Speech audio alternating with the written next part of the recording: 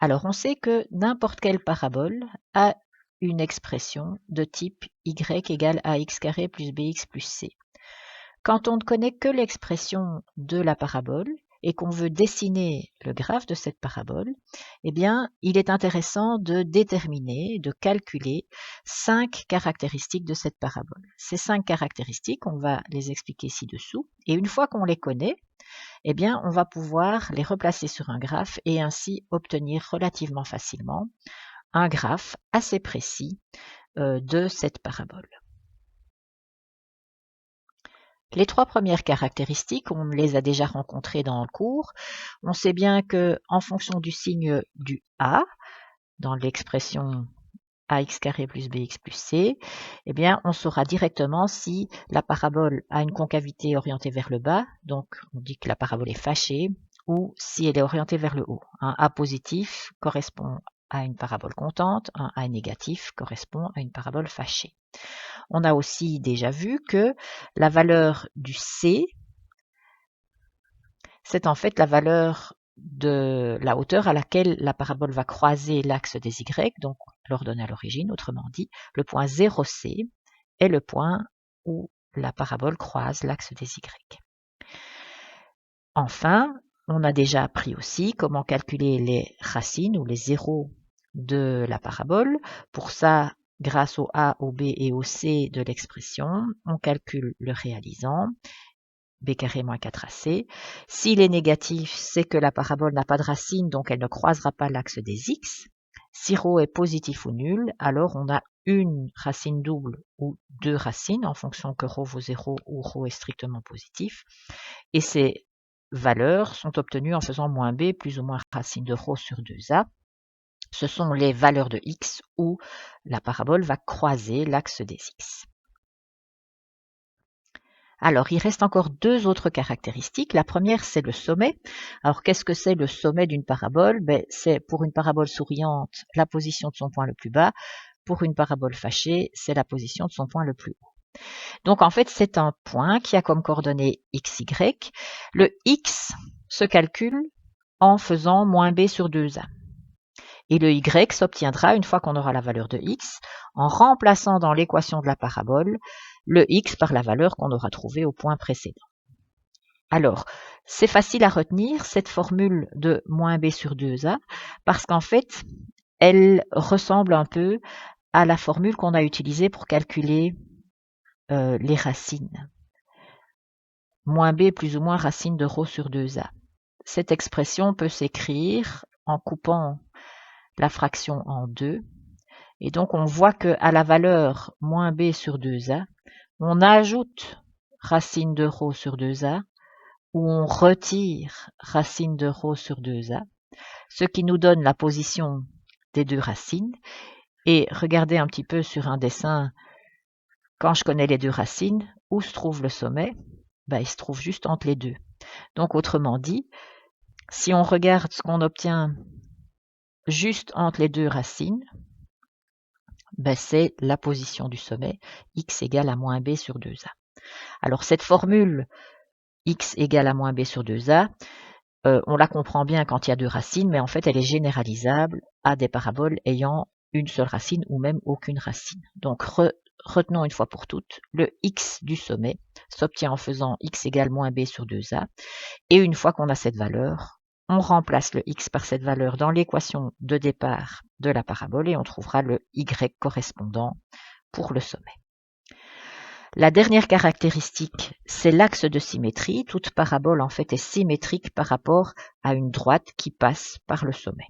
Et donc, dès qu'on a le sommet, on dessine en pointillé une droite verticale et on sait que la parabole sera symétrique par rapport à cette droite verticale et on pourra utiliser cette symétrie pour faire le dessin. Alors, voyons ce que ça donne par exemple pour la parabole qui aurait comme expression y égale à moins x carré moins 4x plus 5. Le a vaut donc moins 1, le b vaut donc moins 4, le c vaut donc 5. Première caractéristique, l'orientation. L'orientation est définie par le signe du a. A est négatif, donc c'est une parabole fâchée. Deuxièmement, l'intersection avec l'axe Y, on leur donne à l'origine, hein, on sait que c'est le point 0, moins C, c'est à cet endroit-là que la parabole va croiser, 0C, pardon, donc c'est le point 0,5 ici. Troisièmement, les racines ou les zéros, eh bien, on va calculer ρ, b carré moins 4ac, ça nous donne 16 plus 20, ça fait 36. x1 et x2 sont donc égaux à moins b, moins 4, plus ou moins racine de ρ, racine de 36, ça fait 6, sur 2a, ça fait moins 2. Donc, on obtient moins 5 et on obtient 1. C'est donc en ces deux valeurs de x que la parabole croise l'axe des x. Donc en moins 5 et en x égale 1. Quatrième caractéristique, le sommet.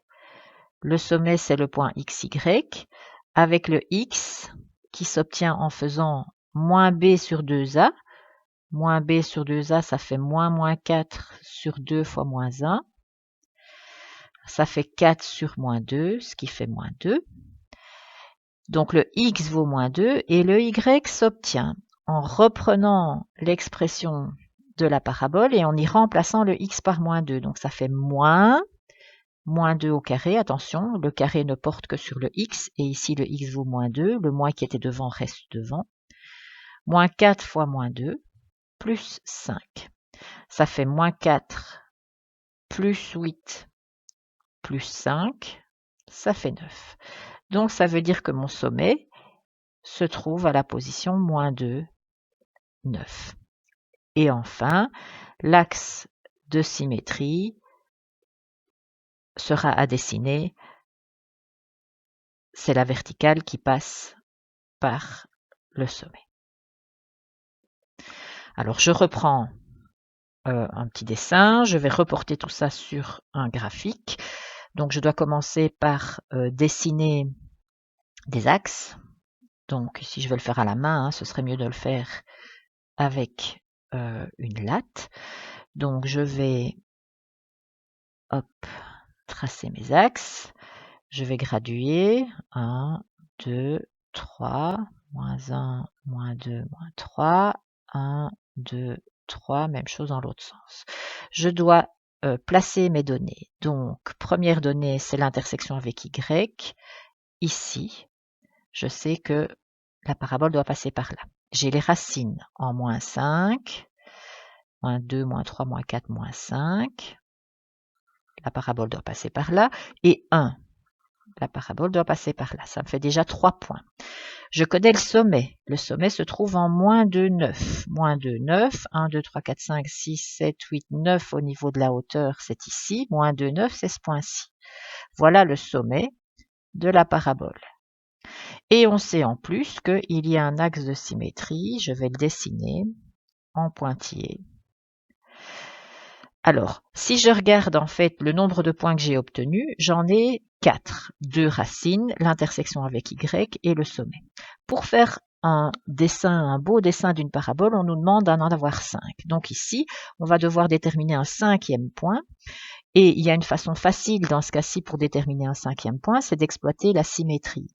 Je sais que la parabole va être symétrique par rapport à l'axe de symétrie. Donc si j'ai le point à l'intersection avec l'axe Y qui se trouve à la hauteur 5, symétriquement, je vais en trouver un autre point de la parabole par lequel elle doit passer. Et donc maintenant, ça me fait 5 points. Il suffit de les relier. Alors je vous conseille de toujours partir du sommet et de faire un bel arrondi qui va vers les 3 points, les 2 points qui se trouvent à sa gauche.